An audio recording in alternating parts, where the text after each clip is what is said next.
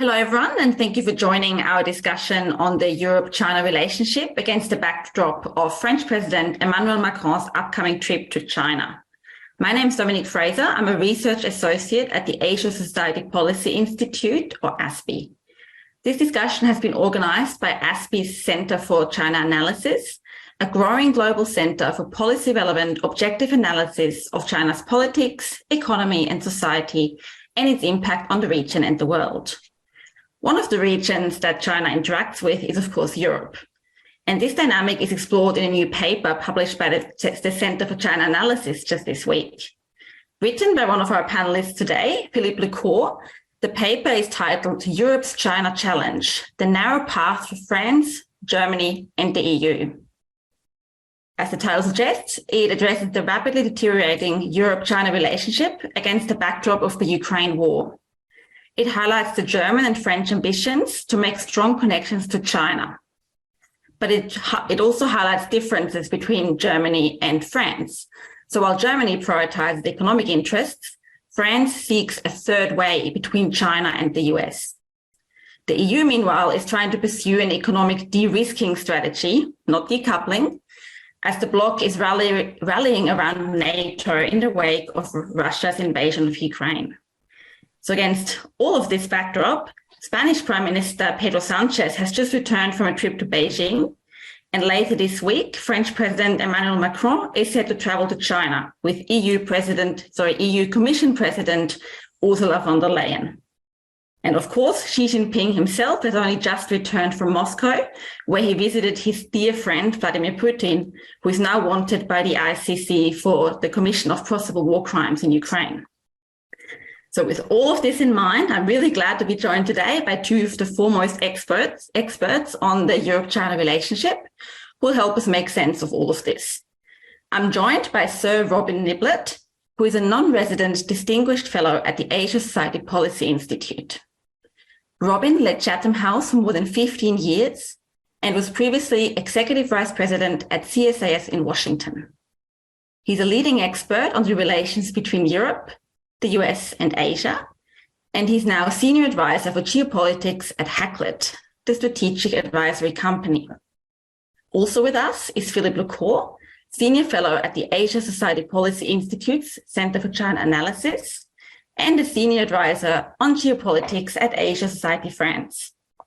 He has worked as special advisor to the French Defense Minister, has held appointments with the Brookings Institution and the Carnegie Endowment for International Peace, and in addition to his appointments at Asia Society, is now a research fellow at the Harvard Kennedy School. Please, I invite you to check out more of their accomplishments on the Asia Society website, where you can also find more information about ASPI and the Center for China Analysis. But now let's start with the meat of this meeting, which is the discussion. So let me start with you, Philippe. And could I ask, what's behind this flurry of visits of European leaders to China? What are they hoping to achieve? Good morning, Dominique. Good morning, Robin. Glad to be with both of you this morning or this evening. Well, basically, I think, this is the reopening of China after 3 years of COVID restrictions. Xi Jinping himself has been out visiting, as you said, France, like Vladimir Putin, but was also at the G20 and visited Central Asia, among other places. But it's true that European leaders have been very active recently, and Olaf Scholz started the round of visits last November with an 11-hour trip to Beijing, which was a little bit criticized, really, here and there, including by his own coalition members. The interesting part with this visit, starting tomorrow in Beijing by Macron and von der Leyen, is that they're coming together, at least for the Beijing part. Macron is then traveling to Guangzhou in the south of China with Xi Jinping, apparently. But the fact that Ursula von der Leyen, who represents the Commission, the 27 members, traveled with the French president, reminds me of the 2019 meeting in Paris when Macron managed to host Xi Jinping alongside Angela Merkel and Juncker, the predecessor of von der Leyen. that was a show of unity, which the EU has not used us to. And in a way that also shows how central China has become as a foreign policy issue for the EU. The EU is now, of course, the aim is to be a geopolitical player, as Mrs. von der Leyen herself said when she was appointed EU president or EC president. And then China, of course, has been the assertive and rising power for the past few years. And this is not a sort of a small topic to address China and to discuss with China. And Xi Jinping himself has been reappointed as General Secretary of the Communist Party, as state president. He's got all the powers. He's got, a bunch of yes men, perhaps you could say, in the standing committee of the Politburo. So he's not, particularly concerned with the Europeans, except that perhaps the U.S.-China relationship has been from bad to worse, and it's important for China to keep in touch with at least some of the Western countries. And the view from China is that probably Brussels or continental Europe is the right partner to keep. But of course, there's the Ukraine question, which I'm sure we'll discuss, and many other issues where Europeans are not particularly impressed with the way the Chinese regime has been conducting itself. At the same time, Europeans do not want to decouple or do not want to go in for this hawkish approach, which the US has been more or less using for the past 6 years under Donald Trump, but also under Joe Biden. Yeah, thanks very much, Philippe. Let's dig into the Ukraine issue now, Robin. How is China? China has sort of portrayed itself as a potential neutral peacemaker on the war in Ukraine. How has this been perceived in Europe? Well, I think there are two dimensions to this. One is kind of what is being said publicly, and the other is what is being thought privately. I think the public statements that we've seen, including by Ursula von der Leyen in the lead up to this trip, has been that China, as a permanent member of the UN Security Council, as a country that constantly states the importance of protecting countries' territorial sovereignty as part of the kind of UN Charter, should be using its close relationship with Vladimir Putin to step up and try to end this conflict and use its influence. And so we saw quite a flurry of comments to this effect ahead of Xi Jinping's visit. And we've heard, as Ursula von der Leyen's speech that she gave to the Mercator China Center and the European Policy Center last week, a statement that in a way Europe's attitudes to China will be informed by its approach to Ukraine. And there's an expectation that it should be able to use this leverage. Now, obviously, the Chinese government helpfully, I suppose, from their perspective, put forward their 12-point peace plan. It's more of a 12 points of restating the obvious, in my opinion, but there was no plan in there for peace. But, it was a restatement of Chinese positions. I think they felt they ticked a box, hopefully, to try to answer, the European concern and to at least imply that they could be a constructive player. But there has been no follow-up call between Xi Jinping and President Zelensky of Ukraine, which had at least been intimated in the days up to the visit that such a thing might happen. And the Chinese have not discarded that it could happen. Officials are saying that there are still discussions going on how best to set this up, blah, blah, blah. But the implication seems to be that this opportunity to be able to strike peace is not being taken. And now we get to the other half of this. I thought it was noticeable that in Ursula von der Leyen's speech she gave last week, she did zero in on the comment made by Xi Jinping as he was departing Moscow the other week. And he was talking about how There is a global changes taking place of the likes that have not been seen in the last 100 years. And you, Vladimir Putin, and I, Xi Jinping, Russia and China, dear friend, are driving these changes. Now, those changes are not about Ukraine. These are changes in which, in a way, and I think this is a perception, I would say, behind the scenes in Brussels. I mean, to hear Philippe's viewpoint, but in some European capitals, that actually you're not going to be able to separate Xi Jinping and Vladimir Putin, that in a way, China's commitment to Russia at a moment where it is threatened by a much worsening relationship with the United States is more important to it than being able to act as a peacemaker on the Ukraine conflict, which then also tells you something about where Europe fits into the mix.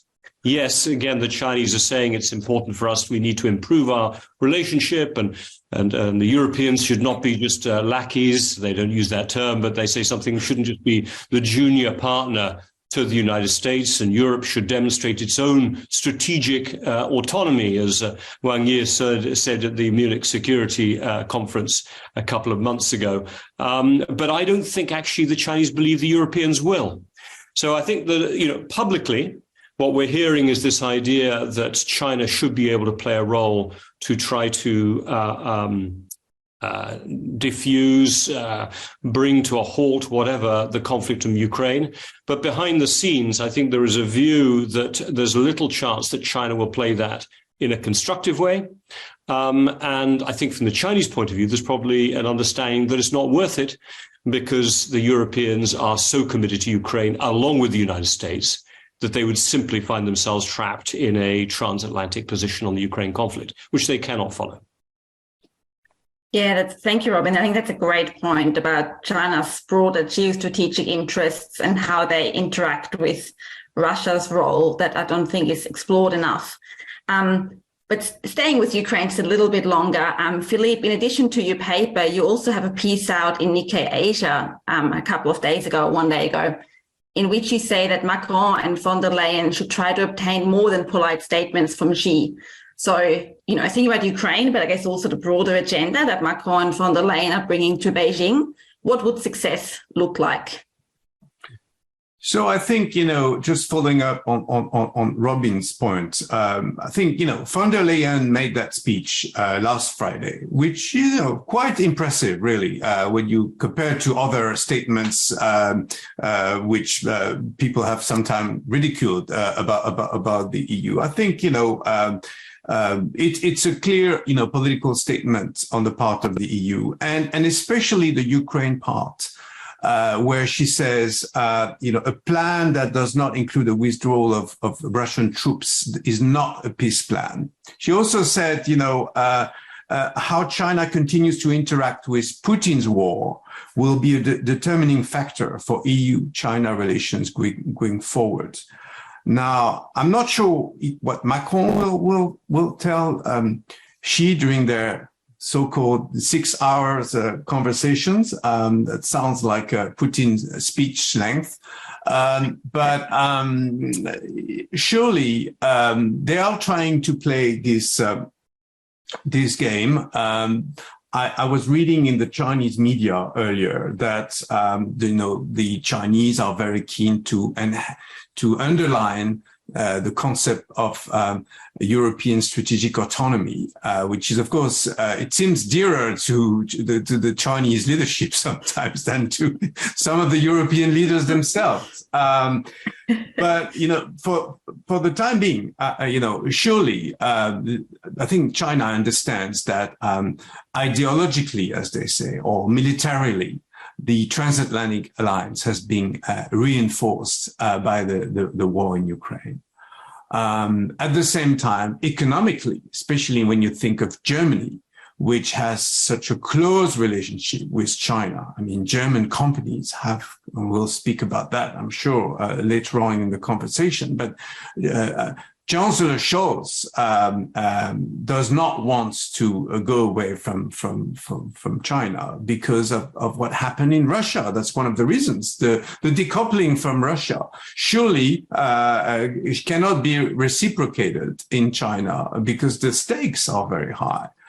Macron, on the other hand, perhaps the French economy is not that dependent on the Chinese market. Of course, there's Airbus, the usual suspects, luxury, all these things. But at the end of the day, I think Macron, alongside von der Leyen, who appears a little bit as a diplomat herself now, I think he wants to play a role.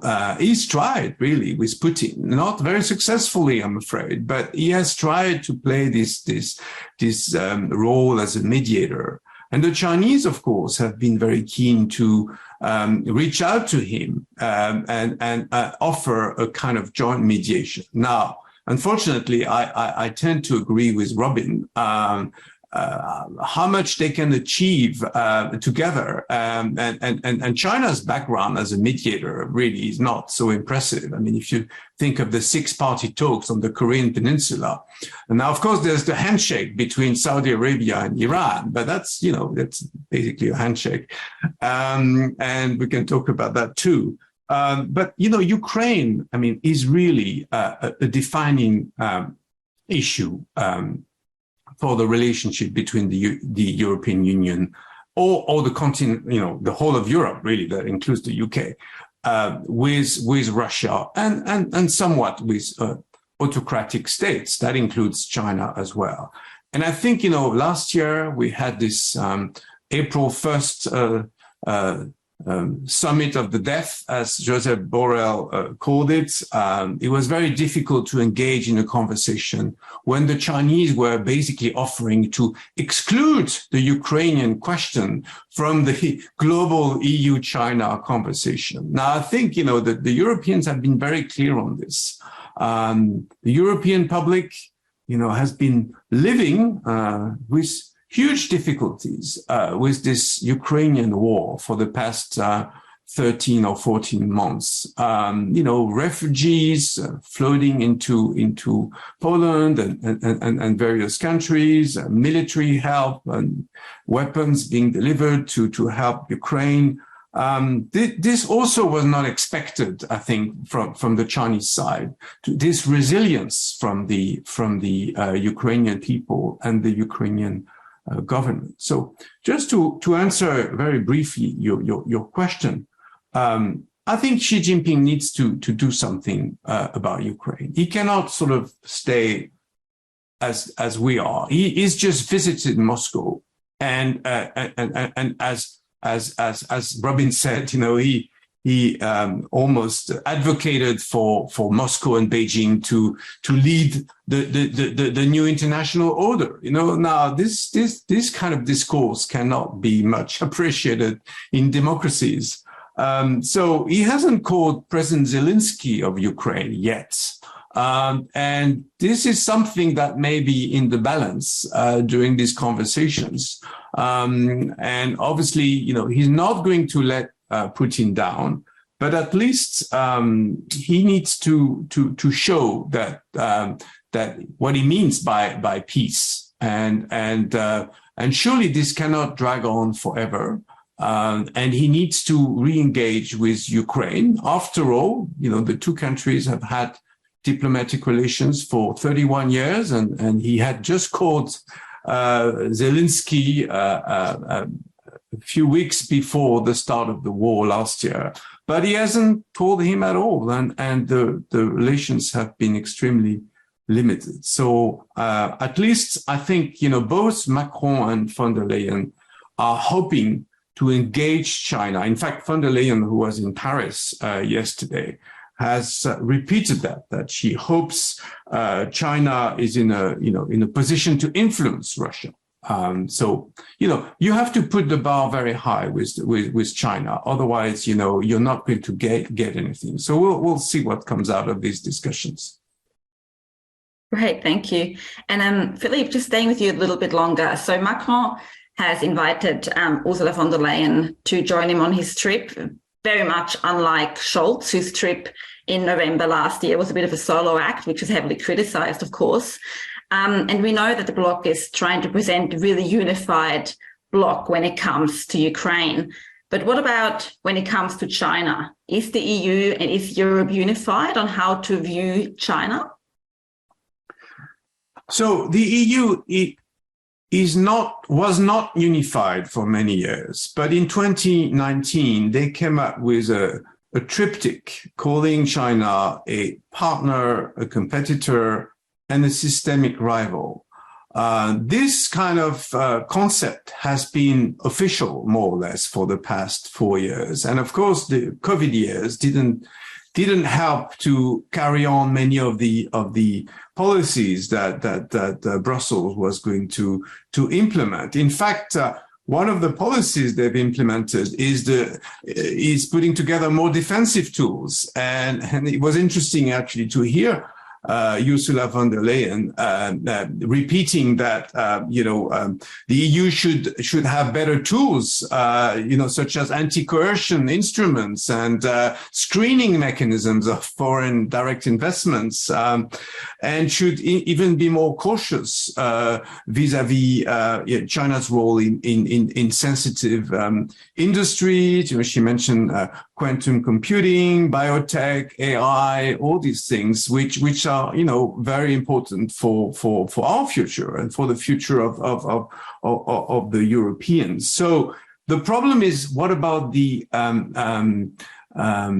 positive side? If it's only defensive, then it's not much of a relationship. So on that side, I think Europe is I would say, aligning itself with the US, at least having a defensive mechanism. Now, the problem is, of course, there's also the economy. I won't say the following, but you know what I mean. So the economy, a man like Chancellor Olaf Scholz, who's been in power for not that long, was running a coalition of 3 parties, including the Green Party, which has a different perception of China, especially on the human rights and environmental issues. It's complicated for him. He's got Volkswagen, BMW, Siemens, BASF. All these companies, want to continue to do business with China. At the same time, they don't want too many technology transfers, and they are concerned with the technology aspects. So what I would say is, you have the German approach, which is to continue the business side.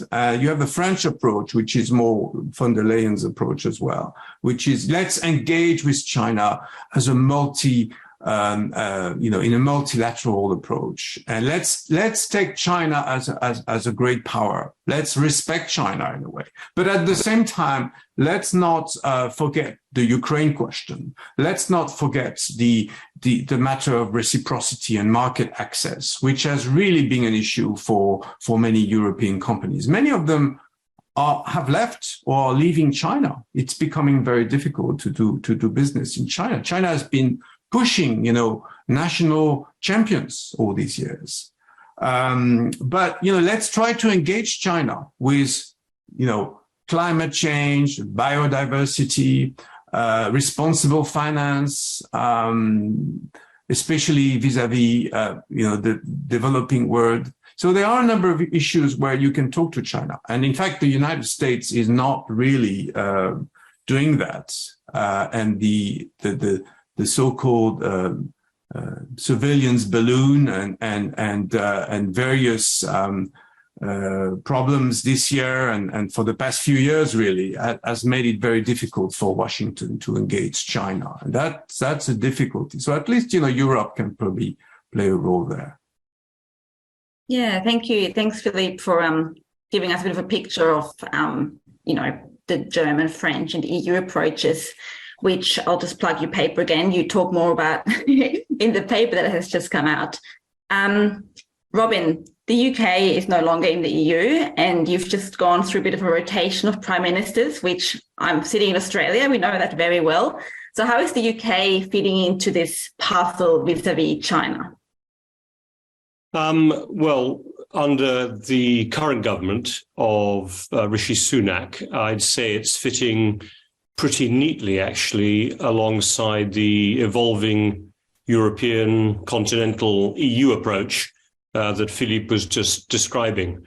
The Rishi Sunak government just released 2 weeks ago, a refresh, that is literally the word they use, refresh, of the integrated review of foreign policy, security, defense, development that was first released 2 years ago under sort of the Boris Johnson Global Britain mantle in March 2021.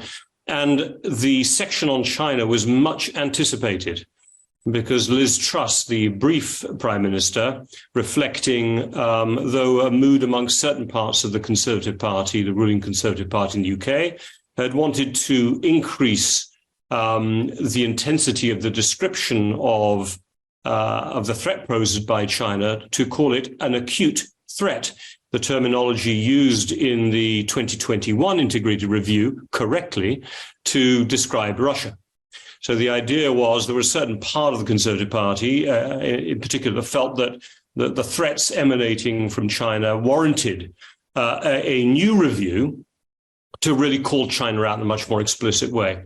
What we've come up with is a beautiful bit of English language that has actually ended up trying to, how could I put it, find a way through the needle by using lots of beautiful adjectives. So what we've ended up with is a phraseology in this new review that calls China an epoch-defining and systemic challenge. So you've got lots of adjectives in front of the word challenge rather than the word threat. So epoch-defining is really taking it to a new level, systemic, obviously important, but the word challenge has remained and the word threat has not. It is interesting to see in the integrated review some language about not wanting to prejudge the future of the relationship, very similar to language in Ursula von der Leyen. And actually the response is also interesting as well, because the government comes up with this idea that it will protect, align, and engage are the three adjectives. And protect is very much about bringing in new national security protections, foreign direct investment law. There's a new National Security and Investment Act, which very much parallels the EU's step in the same direction that Philippe was referring to. So you now have some protections against Chinese investment in what could be sensitive technologies. And the Chinese-owned company was just banned from buying up the only remaining UK semiconductor manufacturer at the moment. So you've got that kind of protect element, a lot of focus on cybersecurity and on preventing intellectual espionage and industrial espionage, etc. You also, though, have this idea that the main area of the British strategy is around engaging with others. So I won't go into all this stuff right now, but the UK did just actually sign up to the Comprehensive Progressive Trans-Pacific Partnership, the CPTPP, Japan-led, partly Pacific, partly, well, the two sides of the Pacific Ocean group of countries. And that has given them the opportunity to, to show that they are engaging with other countries that are also worried about China. There have been a number of agreements signed with Japan, including the reciprocal access agreement for troops. Of course, there is the AUKUS deal, which is part of this again, engaging with partners, and now a formalization of how the nuclear submarine deal will play out over the next 15, 20 years, again, reminding you how long the commitment is there. So you've got a whole raft of commentary in the new paper about wanting to turn what was described as an Indo-Pacific tilt into what they say in the new paper is going to be a long-term commitment to the region. So this idea of working with partners was echoed in von der Leyen's speech, where she called out, I thought quite interestingly, that the EU would increase its trade relationships and strike new trade deals with New Zealand, with Australia. It talked about getting a deal maybe with ASEAN, with India. So again, you've got a parallelism on the both on the finding partners and on the protection part. On the last part of the equation, the engaging with China part, again, I think the UK is trying to be quite aligned with the EU position, although there isn't the same language as was criticized in the 2021 review about looking for big business and investment opportunities. There is lots of parallel commentary to the EU's position on climate, on biodiversity, on fighting pandemics, and a general sort of soft commentary in there about being able to engage wherever it is consistent with our interests. So I'd say, look, the British right now are trying to be aligned, I would say, with the EU on the position to China. And there is an element also in the UK of nervousness about being trapped in what I think all Europeans can perceive is an increasingly partisan US domestic approach to China.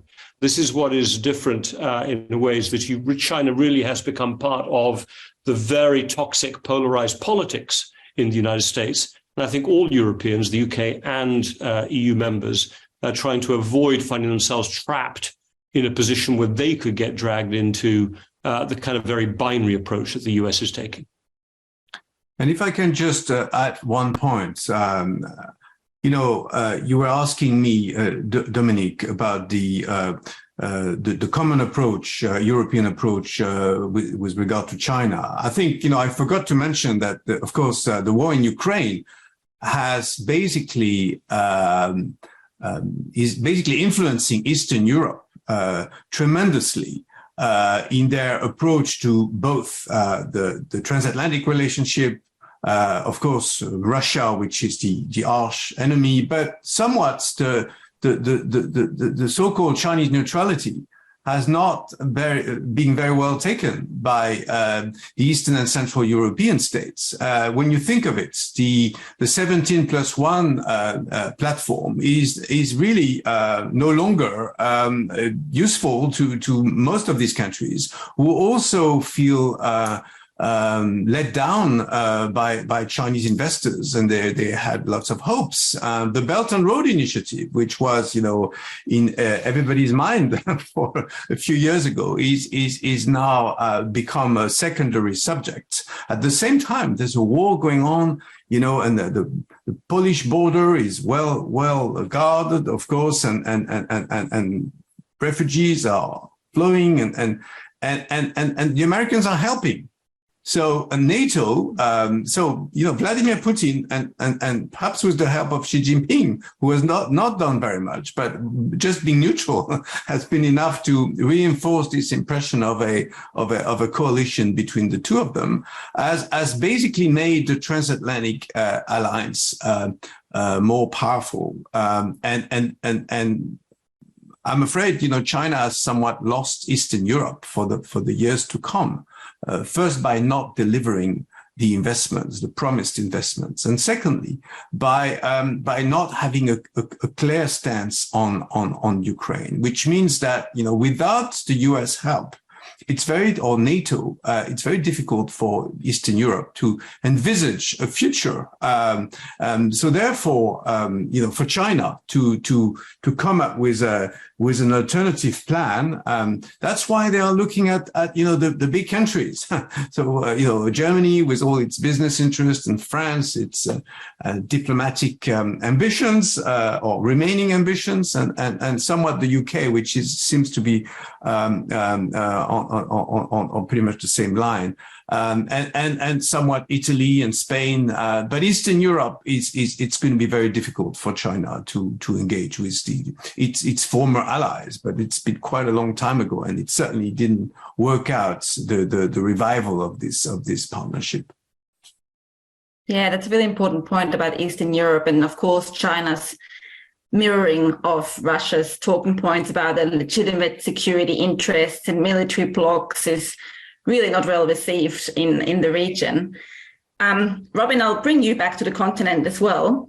So Ursula von der Leyen, we've mentioned her speech several times now. In the speech, she's making a big argument for de-risking rather than decoupling from China. The first part of my question to you is, what exactly does that mean? Philippe has already given us some ideas, but what does de-risking mean for the EU? And then the other sort of part of the puzzle, of course, is how China is going to react to this. Well, on the de-risking part, we've touched a bit on it, but just to restate it, it strikes me that Europe is once bitten, twice shy.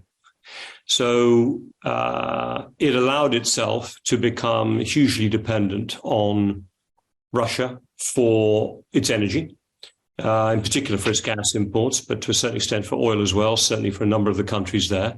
And that dependency became a vulnerability in the context of Russia's intentions and ultimately invasion of Ukraine. In other words, Europe found itself in the incredibly difficult position of then having to break a dependency at huge economic cost to itself that it should never really have allowed to develop in the first place. So when Europeans now look at the relationship with China, it is seen through a completely different lens to the one that it was before. As Ursula von der Leyen said in her speech, China accounts for roughly 9% of EU total goods exports. Of course, for Germany, it's actually a larger component. That's an average number. 20%, however, of its total imports. I mean, that is a massive number. And most importantly, in that context, over 90%, depends how you want to take your various measurements, but mostly the numbers are over 90% of EU imports of solar panel and solar related technologies, battery technology, processed lithium, in particular, which is around 96% of Europe's imports come from China. These are levels that are equivalent to some of the most exposed East European countries that used to be connected to the old Soviet grid for gas. We've already set up for the new green energy revolution that is meant to free Europe from Russia, is simply replicated that risk with China. So when she says we must de-risk, not decouple, I think the simple way of saying this is Europe must not create the vulnerability with China that it created with Russia for its new economic development and its new economic clean technology journey, especially given that you have a number of risks in the future. One would be Taiwan. What if something happens vis-a-vis Taiwan? It may be US-led, but Europe is now that much more connected to the United States, to NATO, or simply to the US as a security partner. And you can imagine the kind of sanctions that could be imposed on China and how exposed Europe would then be in that case.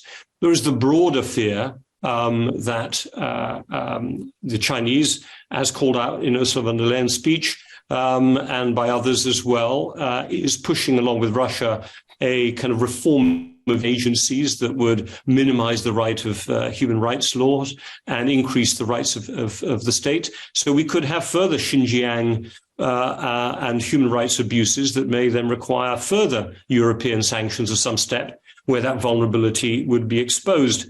And she also talks a lot about civil-military fusion, which is something that the Chinese Communist Party has happily talked and encouraged the country to follow. But of course, the more it talks about civil-military fusion in this very tense strategic environment, the more European leaders have to be worried that it's their civil technology that is going to get fused into China's military. So hence you have this whole slew of initiatives being undertaken at the moment. Some are in the green tech space, the Net Zero Industry Act, the Critical Raw Materials Act, which the EU is undertaking, obviously in those two spaces. You have the foreign subsidies regulation as well as the foreign direct investment regulation, which is going to allow the EU to supplement what are already bilateral steps that individual EU member states can take to limit investment.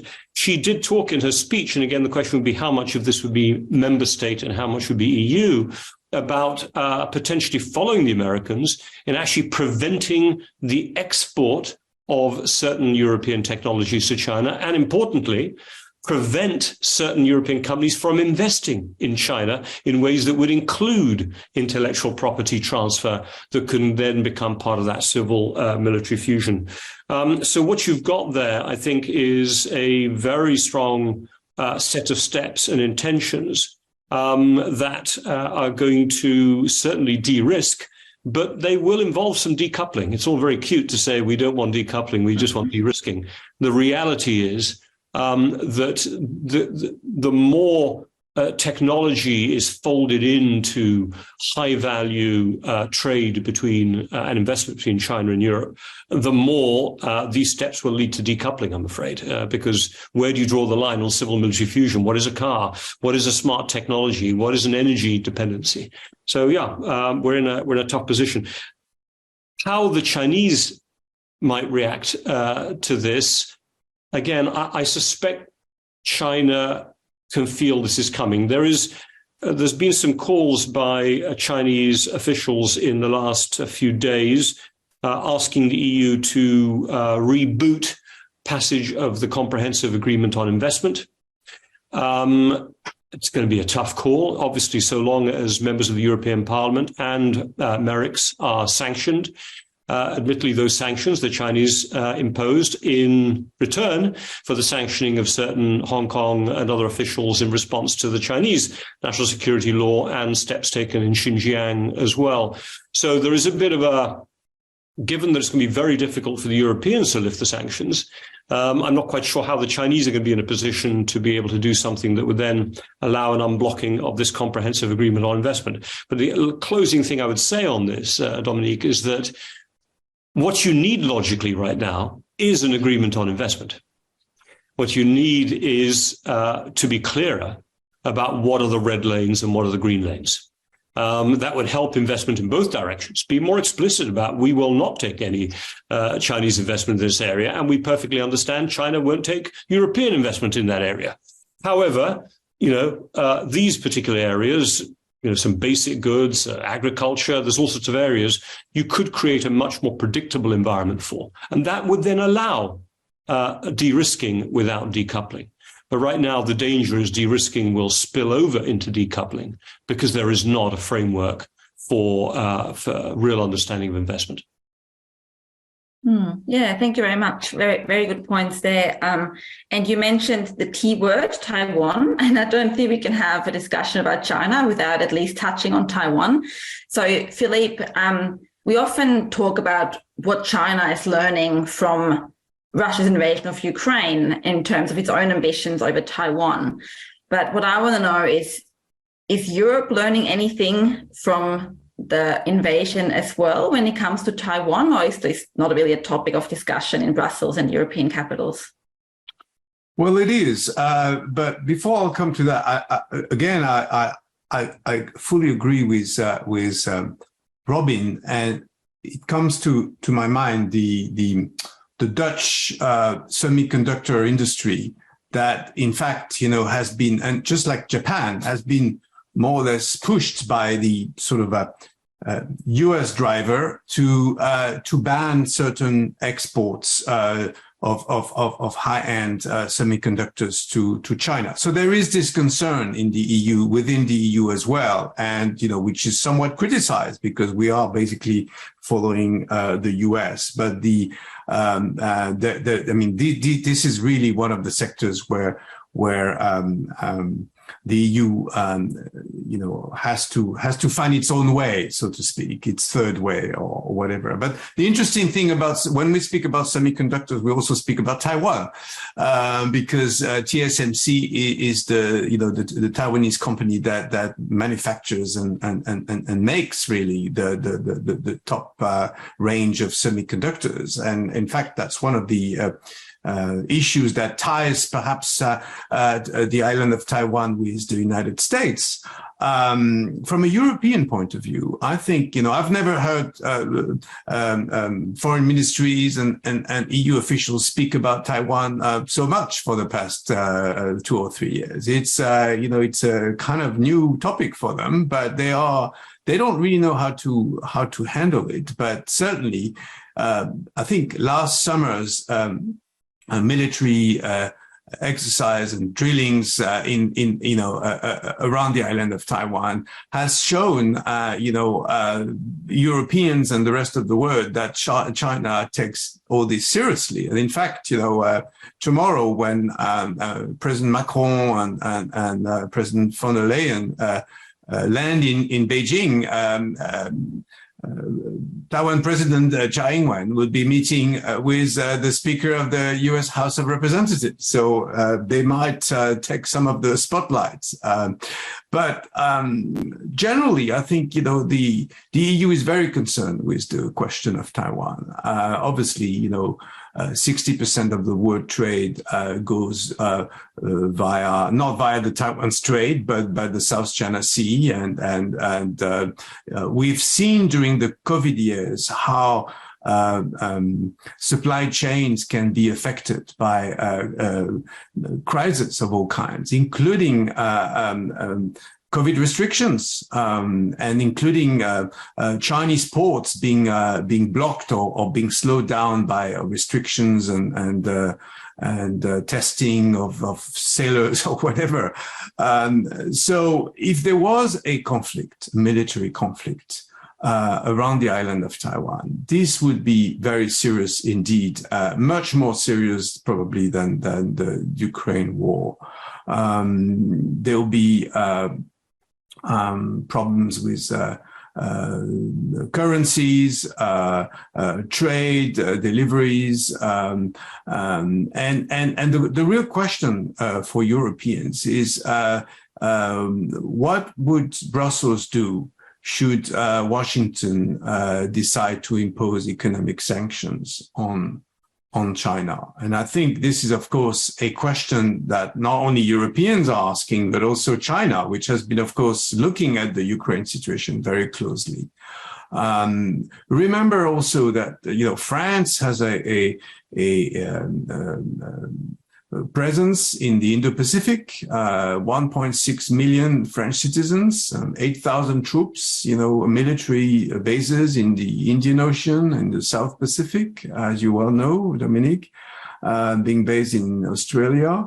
So, this strategy, remember also that the EU has an Indo-Pacific strategy.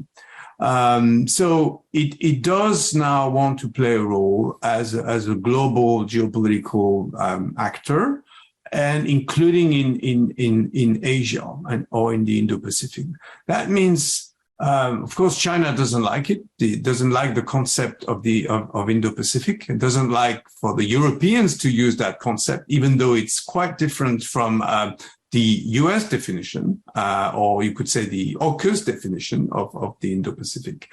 But, certainly Indo-Pacific includes or doesn't include China. And it's also following up what Robin said earlier, a way to engage with other Asian partners and Pacific partners as well.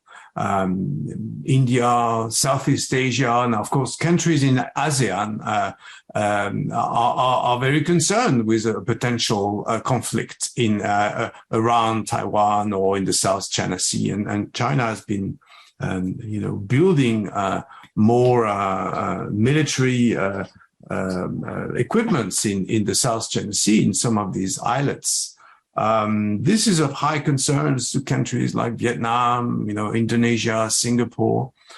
So the EU is trying to engage with many of these countries and tries to show that it's taking the region very seriously, not just for trade reasons, but also for geopolitical reasons. And I think, in many ways, the Ukraine war has been a wake-up call to many, politicians and also public opinions, in Europe are very concerned now with what's happening with Russia, but gradually China has become a sort of a regular topic in not just in chancelleries, but also on the front page of newspapers and on television screens, just because we've seen what China can do when they are not happy. And in fact, we might see, the reactions of China in a few days after President Tsai meets Speaker McCarthy. And even though it's probably not going to be as seen as offensive as the previous speaker's visit to Taiwan, but it also shows that strengthen Xi Jinping now reappointed for 5 years, will really try its utmost to reunify China, and this is an issue that also Europeans have been keen to state and repeat. And I'm pretty sure, during press conferences in the days to come, European leaders will be asked what would Europe do in case of a Chinese invasion of Taiwan. This is really an issue that is not just theoretical these days. Yeah, thanks, Philippe. Robin, do you have any last words on Taiwan and perhaps from a UK perspective? And I'll just remind you that you're on mute at the moment. There's little to add on that. It is the case that certainly France and Britain have a particular responsibility, not just because of their presence and their commitments in the region. The UK has the five powers defence arrangements, include Malaysia as well as Australia, New Zealand, Singapore, I think. So there is a connection there, obviously AUKUS. So there are now the much closer UK relationship with Japan, which includes investment in the new UK generation of fighter aircraft. So Britain, with its new 2 aircraft carriers, one of which, although it didn't go down the Taiwan Strait, sailed around in last year around the Indo-Pacific. There's a real raising of the temperature, a bilateral UK Indo-Pacific strategy to go with the French, Dutch, and the EU, etc. So there is a pickup. I'd say France and Britain, however, we know are undertaking some contingency exercises and planning being done. What would happen potentially if there were a military conflict? But let's just be blunt about it. If China was to go as far as to actually conduct a military attack, an invasion of Taiwan, then all the more so now in the context of this post-Ukraine world, Europe would be forced to follow the US or be with the US in imposing draconian sanctions. And that would have even more devastating effects. I think all sides know this, which is why I think all sides are trying to avoid that outcome. But the Europeans would not be able to conduct some type of alternative strategy. It all depends what would happen. Is it a blockade? A blockade is different from an invasion. I'm just saying if you're going to put an invasion out there, I think the Europeans would end up having to be pretty much aligned with the US. A lot depend on what the US did in response, but at least on the economic side and on the sanctions side, even if they didn't get involved, perhaps in some of the military responses that the others might take. Let's just remember that, the Ukraine conflict creates some difficult situations because what you have is the US providing weapons to Taiwan, which from the Chinese perspective has strange parallels. Or why shouldn't we provide weapons to Russia in that case? From their perspective, the Chinese perspective, Taiwan, and from our perspective, technically, Taiwan is part of China. We're just saying that they should only be unified on a peaceful basis. So it gets very complicated on the legal side. And it's part of the reason, in a way, that China and Russia are becoming so aligned is the Taiwan element. So it is a very, very complicated space. So I don't have more to add than that. Great, thank you very much. So we've come to the end, but before we wrap it up, I'm setting you both a challenge. I want you to tell me in 1 minute or under what your prediction is or your predictions are for the future, and I'm talking sort of, close future for the Europe-China relationship. Philippe.